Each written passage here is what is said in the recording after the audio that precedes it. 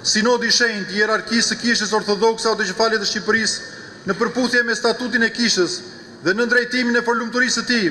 kryepiskopi të Tiranës, Durrësit dhe gjithë Shqipërisë, zotit Joan, më 16 shtator 2025, në selinë e Sinodit të Shenjtë, me votim kanonik unanim, zgjodhi dhe emëroi si mitropolit të Korçës hirësinë e tij,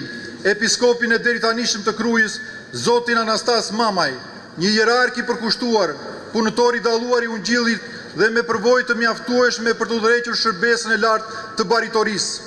Kështu hirësia e tij, mitropoliti i Korçës, zoti Anastas,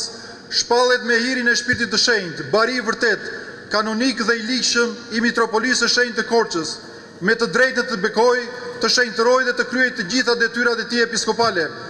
Duke ju bërë këto të ditura, Sinodi i Shenjtë i hierarkisë së Kishës Ortodokse Autoqefalit të Shqipërisë ju këshillon dhe ju urdhëron të pranoni hirësinë e tij,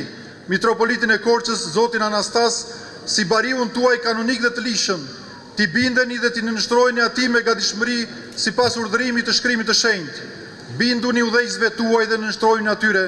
sepse ata vigjilojnë për shpirtrat tuaj sikur duhet të japin llogari. Përmendni emrin e tij në të gjitha ceremonitë e shenjta dhe lutjet sipas rendit kishtar dhe tregoni ndaj tij si ndaj atit tuaj shpirtëror çdo nderim.